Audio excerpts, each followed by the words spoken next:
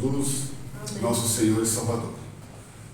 Pela manhã tivemos aí um culto maravilhoso, né, e emocionante.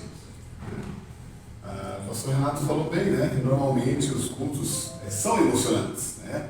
Mas a gente sempre vê os cultos do Dia das Mães assim, de uma forma bem especial, e hoje estava à altura do Dia das Mães, né? Porque realmente fomos às lágrimas pelos relatos aqui dos filhos contra os pais, elogiando, né, e apoiando-nos neste ministério.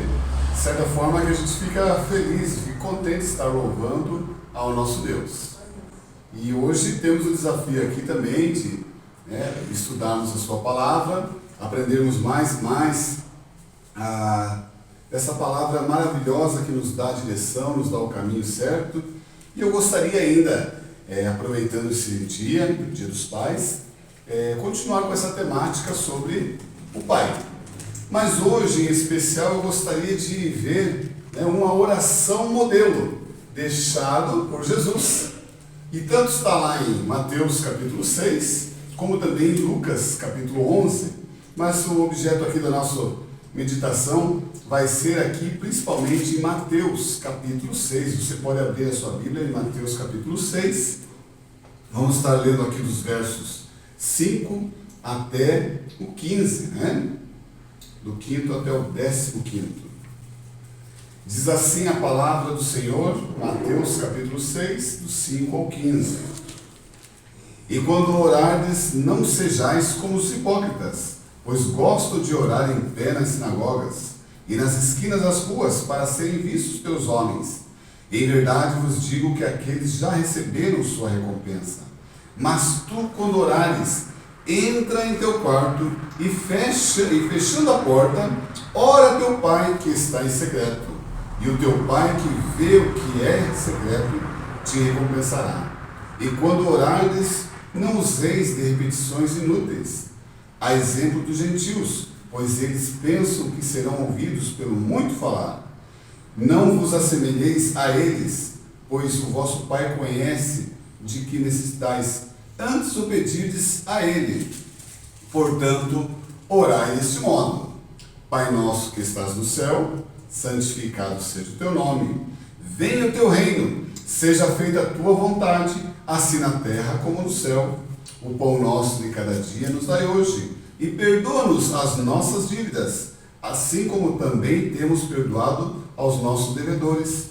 E não nos deixes entrar em tentação, mas livre-nos do mal, pois teus são o reino e o poder e a glória para sempre. Amém. Porque se perdoardes aos homens as suas ofensas, também vosso Pai Celestial vos perdoará.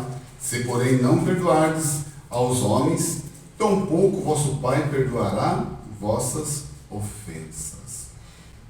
Aqui, meus irmãos, nós vemos um modelo deixado por Jesus para nós, aonde Jesus, ele enfatiza grandes verdades e nos convida a orar para quem? Para o Pai que está no céu. E ele também pede que nós clamemos a Deus por algumas provisões e que não deixe-nos, que entremos em tentação, e também que faça com que o perdão seja algo verdadeiro nas nossas vidas. Então, nessa noite, meus irmãos, aos irmãos que estão aqui, aqueles que nos ouvem através do vídeo, através, Pai querido, também aí da internet, nós queremos então ver com os irmãos algumas lições práticas para a nossa vida. Bom, a primeira verdade bíblica que eu vejo aqui nesse texto, ele fala aqui o seguinte: Pai nosso que estás no céu. O que vem na sua mente, o que vem no seu coração? Quem é esse Pai? Quem é este ser maravilhoso, o qual Jesus recorre através da sua oração? Nos transmite aqui, meus irmãos, em primeiro lugar, a primeira lição, que esse Pai que está nos céus, ele está o quê? Acima de tudo e acima de todos. Não te dá esse pensamento que é um Pai poderoso? Um Pai que está acima de tudo e de todos.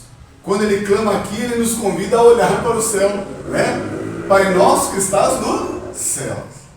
Vocês lembram ali do Salmo 121, né? Olho para os montes e de onde virá o meu socorro? O meu socorro vem do Senhor, que fez os céus e a terra.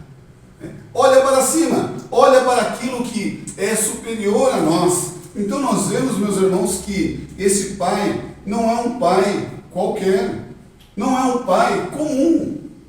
Embora ele, através desse pai que está nos céus, que é todo poderoso, ele também incumbe, ou dá incumbência realmente para os pais terrenos, para ter autoridade sobre os seus filhos, né? E sobre a sua casa. Mas aqui me transmite no meu coração esse pai, que ele é o quê? Onipotente, onipresente e onisciente, como a palavra de Deus nos ensina, principalmente no Salmo de número 139, um Deus que está em todos os lugares, pode todas as coisas e sabe de tudo. Pai nosso que estás no céu. Quando você fizer esta oração, ou lembrar dessa oração, ou ler esta oração, você possa lembrar o seguinte: olha, eu estou fazendo esta oração para alguém poderoso, alguém que conhece o meu ser, os meus pedidos, a minha necessidade, e somente Ele pode me responder e dar o meu livramento. Pai nosso que está nos céus. Bom, também aprendemos com esta oração do Pai Nosso, que devemos o quê? Santificar o seu nome, né? Ele fala aqui, ó, Pai Nosso que está nos céus, santificado seja o seu nome. A palavra santificar quer dizer se separar, estar separado do mundo, separado das coisas da imundície, do pecado. Então é um Deus o quê? Santo, santo, santo. Esse é o nosso Pai que está no céu. É alguém santo. Proclamar o seu nome, né? Dizer, olha, da maneira positiva, de uma maneira abençoadora, olha, que Deus, o Pai Celestial, te abençoe. É isso que está aqui. Santificado seja o teu nome.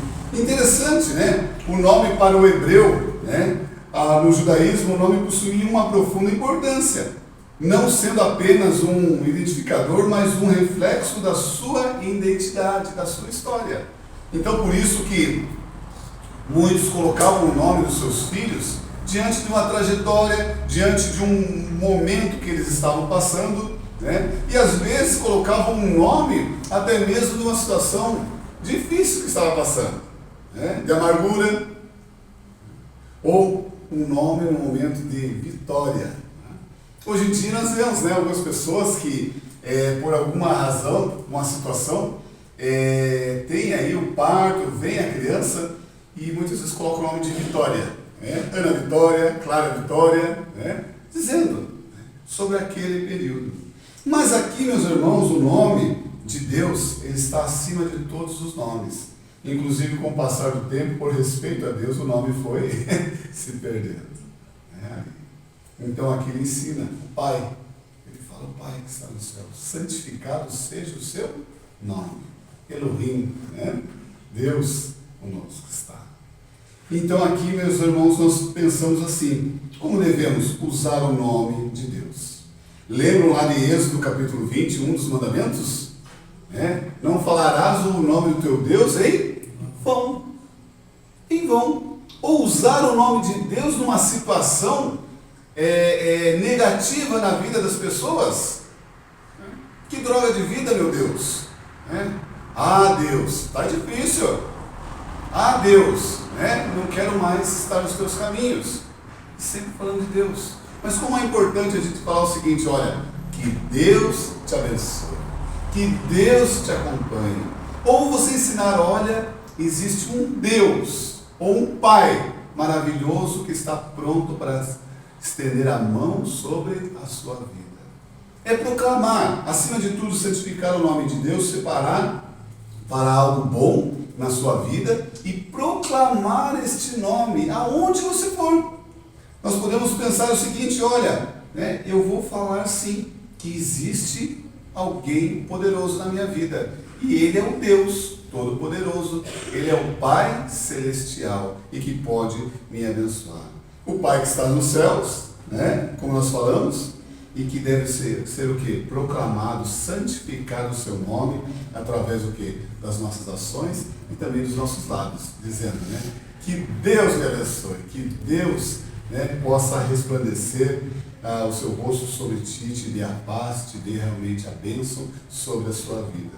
Pois bem, assim continuando, ele diz, venha a nós o vosso reino. Que coisa boa! O reino de Deus, o que é? O reino de Jesus, o reino do Deus Todo-Poderoso que está no céu. O reino significa realmente algo maravilhoso, algo que traz salvação na vida das pessoas. Quando nós falamos assim, venha a nós o vosso reino, nós estamos dizendo o seguinte, que se aproxime algo grandioso na minha vida e que eu faça parte deste reino. Jesus, ele proclamou o versículo que frequentemente é citado e Jesus pregou, né? Citado aqui, está lá em Mateus 3:2, diz assim, arrependei-vos, porque o reino dos céus está próximo, né? Vem com justiça, vem realmente julgar aqui os nossos atos, o nosso pensamento, mas também vem, meus irmãos, com uma bagagem tremenda. Ele vem o que? O reino de Deus para nós. Vem através, né, ou vem trazendo esse pacote maravilhoso. Vem o que? Paz. O reino de Deus é paz. Jesus é conhecido o quê? Como o príncipe da paz. Quando a gente fala assim, venha a nós o vosso reino, a gente lembra de Mateus capítulo 5. Bem-aventurados, né? Os pacificadores. Bem-aventurados os que choram, porque serão, né, consolados. Tudo isso é o reino de Deus que vem na nossa vida. E a gente pode aprender com isso. Né? Vem o amor. Quando a gente fala assim, venha a voz do teu reino, a gente começa a pensar o seguinte, olha, venha até nós o quê? O amor incondicional de um Deus Todo-Poderoso. E eu quero entender esse amor de Deus, eu quero viver, eu quero internalizar na minha mente, no meu coração, esse tão grande amor de Deus. Quando nós falamos, venha a nós o vosso reino, nós falamos o seguinte, olha, venha a tua misericórdia. E nós não somos consumidos, sabe por quê? Porque as misericórdias do Senhor se renovam a cada dia. Quando eu olho aqui no Pai Nosso, ou na oração do Pai Nosso, eu vejo, em especial, isto, a misericórdia e a graça de Deus se manifestando através da minha vida. Quantos querem isso? Quantos, né, desejam que venha este reino e que este rei reine em nossos corações? Vem também a santidade. Nós somos então agora separados para uma nova vida em Cristo Jesus. Então, falemos do fundo do nosso coração, venha a nós o vosso reino. E seja feito o quê? A sua vontade. Né? Alguns até chegam a se confundir no Pai Nosso, né? Porque fica uma repetição geral, e às vezes na entrelinhas, você já viu alguém falar isso, né? Venha a nós o vosso reino, seja feita a minha vontade. Se confunde. Mas o que o texto diz? Seja feita aqui a vontade de Deus acima de tudo. Né? E a vontade de Deus, a palavra de Deus diz lá em Romanos capítulo 12, 2, ela é boa, perfeita e agradável acima de tudo. Ela é boa, ela é perfeita, não tem erro. E ela nos traz um fruto agradável quando nós vivemos debaixo, né, da vontade de Deus. Todas as coisas cooperam para o bem daqueles que amam a Deus. Se você ama a Deus, você fala o seguinte, olha, Senhor, o senhorio na minha vida, né, tudo aquilo que eu vivo deve ser conforme a prerrogativa que está no seu coração.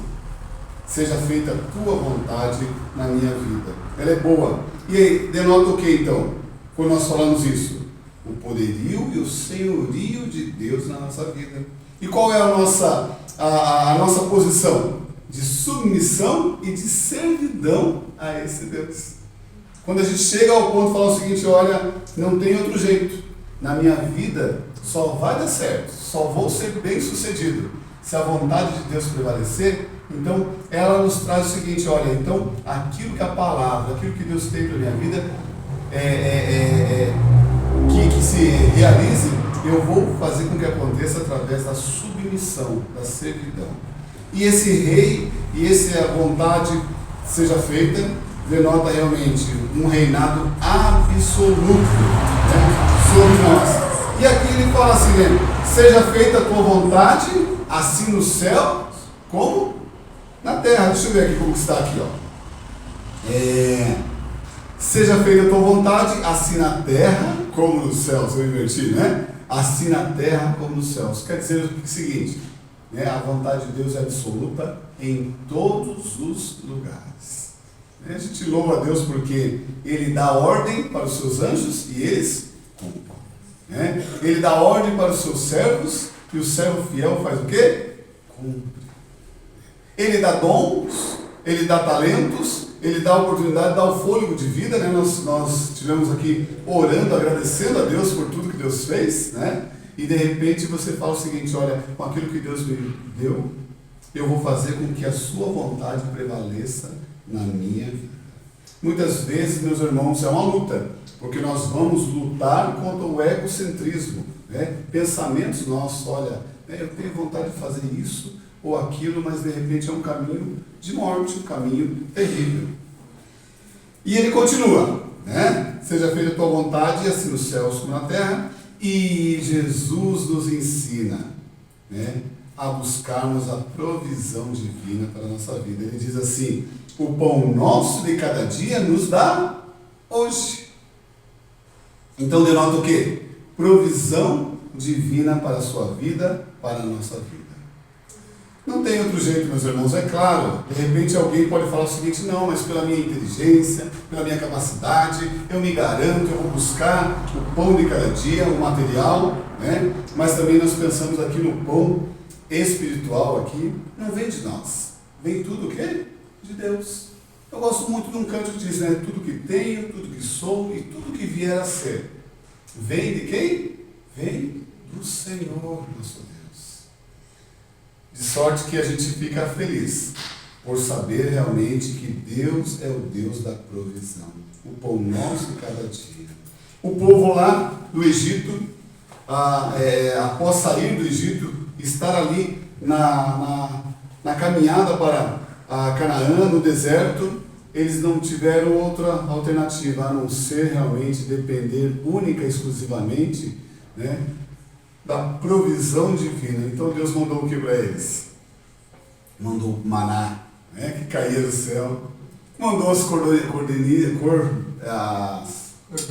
cordonizes, ali para eles, tiveram carne, de uma maneira farta.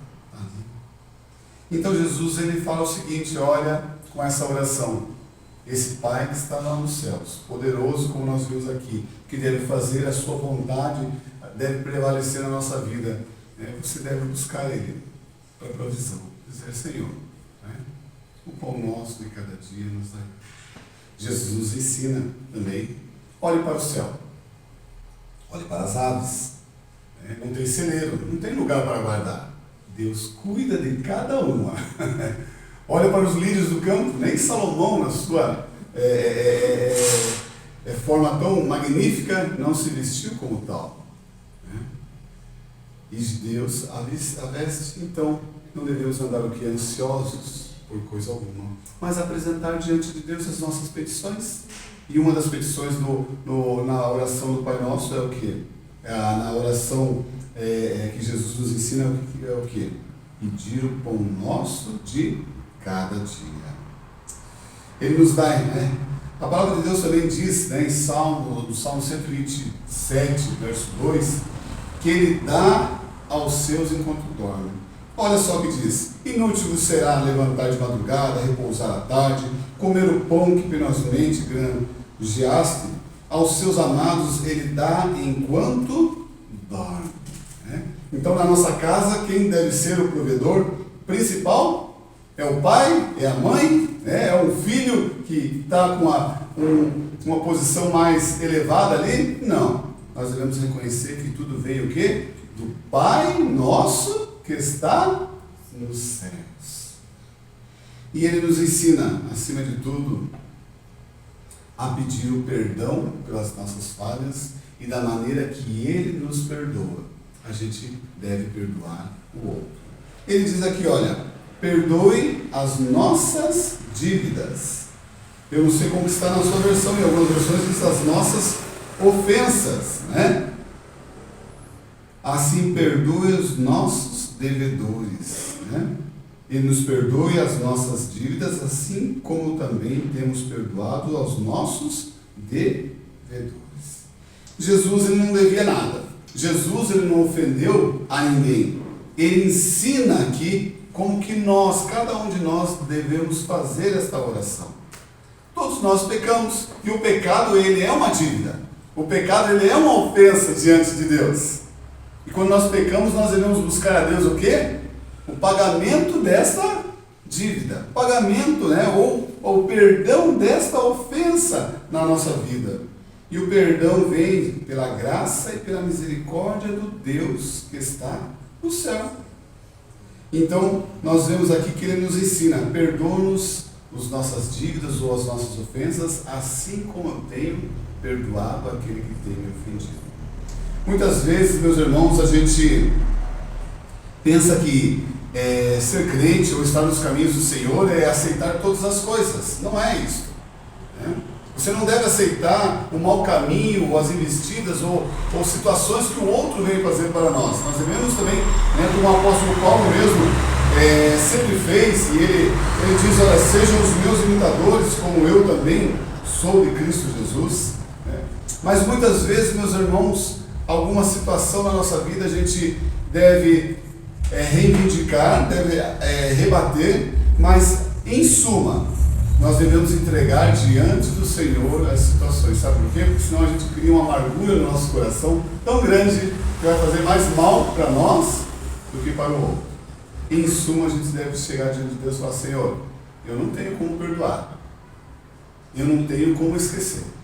Então, que na minha natureza, mas então que venha o sobrenatural na minha vida, que venha esse entendimento através do Senhor, que eu possa entender que, da mesma forma como eu peço o seu perdão, eu devo também exalar o perdão sobre a vida daquele que me ofendeu. Muitas amizades, muitos laços de fraternidade entre família e amigos são quebrados por muitos anos e perde de uma parte ser beneficiada pela outra e a outra ser beneficiada por uma. Por quê? Porque não exalam o quê? O perdão. E aqui Jesus nos ensina esse grande ponto.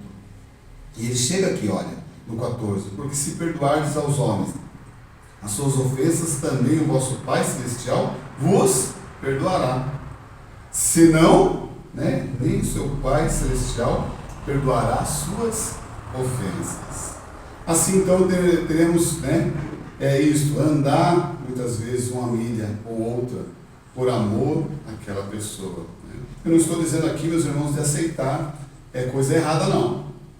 Você deve realmente rebater, exortar, mas, em suma, não guardar no seu coração, quando falar o seguinte, olha, não perdoo no coração, isto ou aquilo. E não nos deixes cair em tentação. Muitos pensam que ser tentado já o ser humano ou a pessoa que está sendo tentado, ele já está pecando. Mas existe uma grande diferença aqui. Porque Jesus, a palavra de Deus, diz que ele foi tentado em todas as coisas. Nós vemos, o clássico é claro, através do inimigo, que o inimigo fala, faça essa pedra pão. Jesus fala que nem um só de pão viverás como homem, né?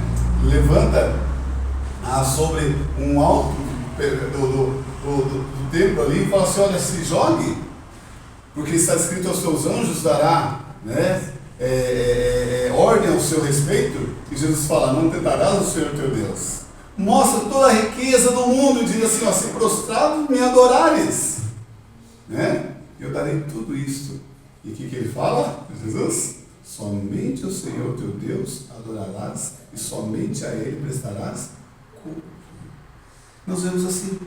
Mas a palavra de Deus nos fala que toda a vida de Jesus foi tentação. Mas também a palavra de Deus nos diz que em nada Jesus pecou. Jesus não teve pecado. Então que caia sobre nós esse pensamento de vir a tentação sobre nós, né? E nós já estamos pecando. Vamos pecar quando? Quando caímos em tentação.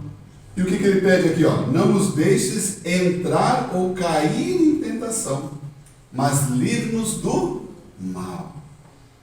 Esse aqui é o pedido que nós fazemos a Deus, mas nos livre do mal. E ao final ele termina: pois teu é o reino, o poder e a glória. Né? Pois teu é o reino, o poder e a glória. Lembra quando eu iniciei a nossa fala desta noite? Pai nosso que estás nos céus, está acima de tudo e de todos, porque Ele reina absolutamente na vida de todos. Então aqui nós vemos que tudo podemos, né, naquele que nos fortalece, que é o nosso Deus, nosso Pai, o Pai que está nos céus. E Ele é nosso Pai, né? E com esse Pai, quando aceitamos a Ele na nossa vida, o seu senhorio, né? E falamos, a minha vida só tem sentido se cumprir a sua vontade na nossa vida, nós vamos aprender que não estamos órfãos. Né? No dia do pai, ou dos pais, é muito difícil, né? Porque alguns filhos também, nas igrejas, nos lugares, pode pensar assim, poxa, mas eu fui abandonado pelo meu pai terreno. Não tive contato com meu pai. Mas olha, eu quero dizer para você que em Cristo Jesus, ou a palavra de Deus nos ensina que no Pai Celestial nenhum de nós ficamos o quê? Órfãos. Né? Porque Ele é o nosso Pai. Né? E Ele está conosco. Que Deus lhe abençoe ricamente. Né? Que esta oração se faça presente a cada dia na sua vida. E que você fale para Deus, olha Senhor, a tua vontade que é boa, perfeita e agradável, se faça de maneira poderosa, porque eu reconheço que o Senhor é meu Pai, o Senhor está acima de tudo e de todos, né? E o Senhor é aquele que me dá provisão, o Senhor é aquele que me ensina a perdoar e me dá perdão através da sua graça e misericórdia, e o Senhor é quem me livra do mal. Pois tudo é do Senhor, pois teu é o reino, o poder e a glória para todos.